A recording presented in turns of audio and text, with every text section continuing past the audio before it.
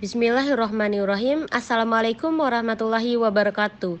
Perkenalkan, nama saya Dewi Fortuna dengan NIM 2020 D1B051. Saya ingin menjelaskan tentang pemecahan kasus atau soal dengan topik water balance waduk dan kapasitas tampang sungai. 1. Kasus dan pemecahan dengan topik water balance waduk. Kasus yang terjadi sesuai dengan topik water balance waduk yaitu kasus di Waduk Wadas Lintang. Waduk Wadas Lintang merupakan waduk yang terletak di Kabupaten Wonosobo dengan fungsi utama sebagai pemenuhan kebutuhan irigasi dan juga PLTA. Pada tahun 2008, Waduk Wadas Lintang pernah mengalami atau terjadi kekeringan besar sehingga perlu dilakukan perhitungan water balance agar didapat nilai ketersediaan air, kebutuhan air, dan juga volume tampungan. Solusi yang dapat dilakukan dengan kasus seperti ini adalah langkah-langkahnya yaitu dengan pembuatan cut hems area Waduk Wadas Lintang menggunakan perangkat lunak ARCGIS 10.2.2. Kemudian perhitungan curahan hujan rata pada 3 stasiun di sekitar cut hems area menggunakan metode polygon descent, perhitungan evaporasi menggunakan metode transfer massa, dan perhitungan banjir rencana menggunakan metode Haspers. Untuk data yang digunakan dalam perhitungan ini meliputi data curahan hujan dan kalimatologi tahun 2005 sampai 2012. Untuk data irigasi tidak dilakukan perhitungan karena sudah ada percatatan debit kebutuhan irigasi rata-rata untuk tiap tahunnya. Berdasarkan perbandingan water balance, diperoleh kesimpulan bahwa pada retur periode 1 tahun surplus air terjadi di bulan Januari, Februari, Maret, April, Mei, Juni, dan Desember 15 hari kedua.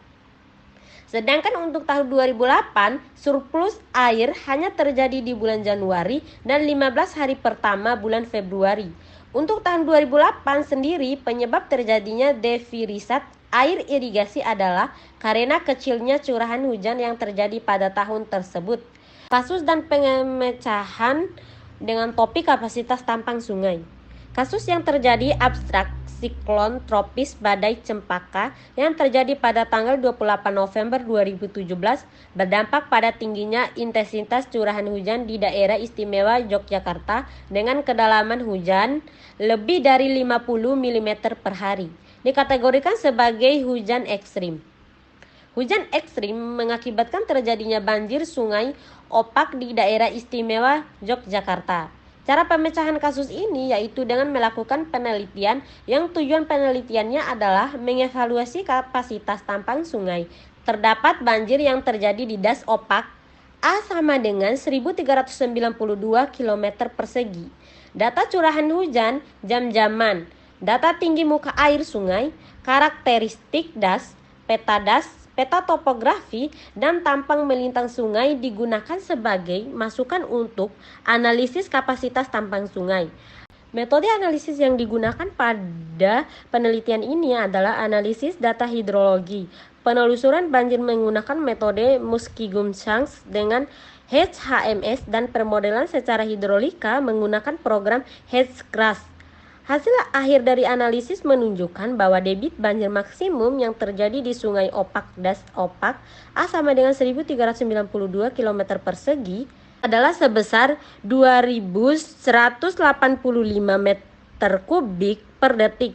Sumbangan debit banjir terbesar berasal dari anak Sungai Opak yaitu Sungai Oyo dengan debit 1576 meter kubik per detik.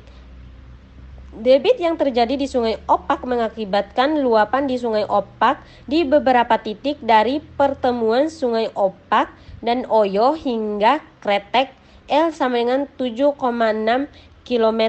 Latar belakang hujan ekstrim merupakan salah satu fenomena alam yang dapat menyebabkan dampak negatif dari berbagai faktor. Salah satu dampak negatif yang dihasilkan berupa banjir di sungai karena peningkatan limpasan.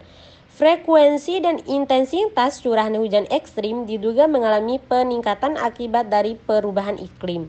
Perubahan iklim diperkirakan akan meninggalkan besaran dan frekuensi kejadian curahan hujan ekstrim yang dapat menyebabkan lebih banyak banjir sungai yang akan terjadi. Hujan ekstrim yang terjadi juga dapat mengakibatkan debit sungai meningkat hingga terjadi banjir. Pada tahun 2012, telah terjadi 10 kejadian banjir di Indonesia dengan faktor utama adalah intensitas curahan hujan ekstrim. Banjir pernah terjadi di Sungai Muda, Malaysia pada tahun 2003 dengan debit mencapai 1.340 meter kubik per detik dan berdampak buruk bagi 45.000 orang di Malaysia.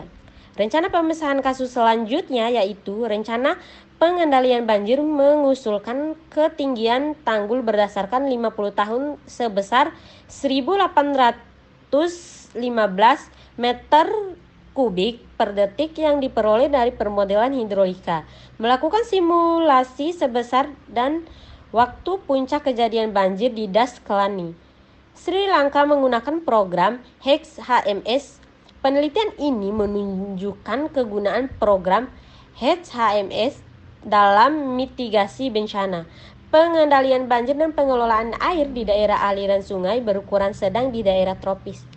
Kemampuan HEX-HMS menunjukkan pentingnya aplikasi model sebagai alat prediksi banjir. Model ini adalah alat yang berguna untuk mengeluarkan peringatan dini di Das Kelani bagian hilir saat kondisi curahan hujan ekstrim di Das bagian hulu. Mungkin itu saja yang dapat saya jelaskan tentang kasus dan penyelesaian dari topik water balance waduk dan kapasitas tampang sungai. Lebih dan kurangnya dari yang saya jelaskan mohon dimaafkan. Wabillahi taufiq wal hidayah. Wassalamualaikum warahmatullahi wabarakatuh.